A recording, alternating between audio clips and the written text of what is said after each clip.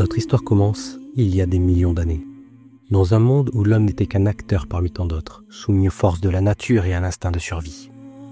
Aujourd'hui, nous allons explorer un sujet souvent négligé, les origines du renseignement, bien avant qu'il ne prenne la forme institutionnelle que nous lui connaissons. Car le renseignement, loin d'être une invention moderne, est profondément enraciné dans l'évolution de l'humanité. Avant d'aborder les premières traces concrètes du renseignement, il est essentiel de comprendre son ancrage biologique. L'évolution des premiers hominidés, comme Australopithecus afarensis, repose en partie sur leur capacité à interpréter leur environnement.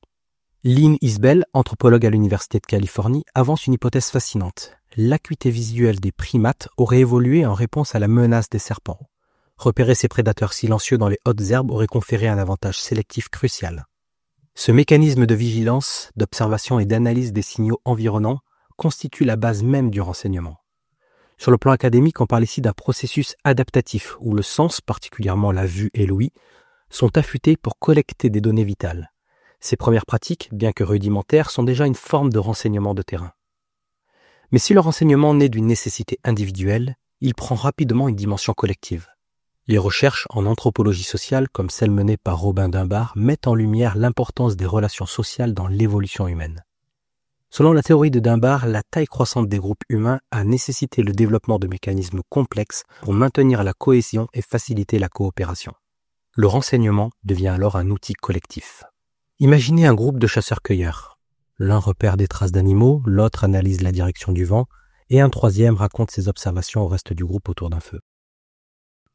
Ce partage d'informations ne se limite pas à la survie immédiate. Il construit un savoir collectif, transmis de génération en génération. Cette transmission constitue l'embryon des systèmes d'information modernes. Les premières traces tangibles de renseignement apparaissent sous forme de peintures rupestres. Ces œuvres, que l'on trouve dans des sites comme Lascaux ou Chauvet, ne sont pas de simples expressions artistiques. Jean Clotte, préhistorien renommé, souligne que ces peintures étaient souvent utilitaires, représentant des scènes de chasse des animaux caractéristiques de la région, ou encore des motifs liés au cycle saisonnier. Ces fresques peuvent être interprétées comme les premières archives humaines, servant à transmettre des informations stratégiques. Par exemple, une représentation détaillée d'un troupeau de bisons pourrait indiquer non seulement les techniques de chasse, mais aussi les zones de migration. Sur le plan académique, elle constitue une forme rudimentaire de cartographie et de communication visuelle, un système qui anticipe les cartes et les rapports écrits des civilisations plus avancées. L'un des tournants majeurs dans l'évolution du renseignement est l'émergence du langage articulé. Cette révolution cognitive, souvent attribuée à Homo erectus ou Homo sapiens en fonction des sources, permet de structurer les informations et de les transmettre avec une précision inédite. Les études linguistiques de chercheurs comme Steven Smithen suggèrent que le langage a évolué en grande partie pour répondre aux besoins de coordination sociale et de partage d'informations.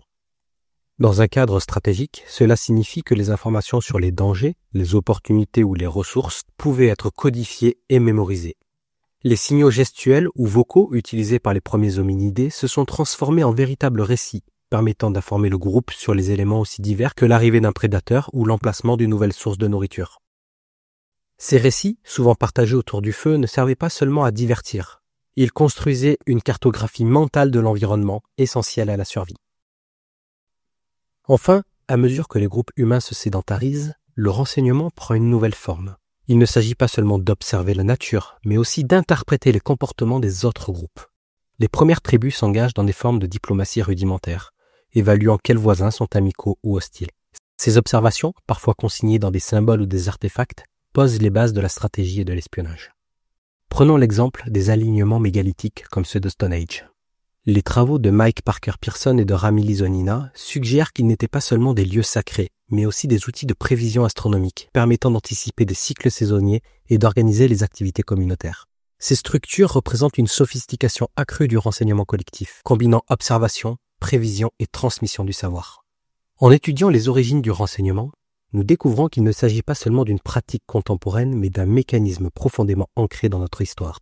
Ce sont ces premières tentatives, observées, analysées, partagées, qui ont permis à nos ancêtres de survivre, puis de prospérer. Aujourd'hui encore, nous retrouvons cet héritage dans nos outils technologiques, nos systèmes de communication et nos méthodes de prise de décision. Le renseignement, sous toutes ses formes, reste un pilier fondamental de la compréhension et de la maîtrise de notre environnement. Une discipline qui, comme vous l'avez entendu aujourd'hui, trouve ses racines dans les profondeurs de la préhistoire. Merci de nous avoir accompagnés dans ce voyage. On se retrouve très bientôt pour une nouvelle exploration fascinante de l'histoire du renseignement.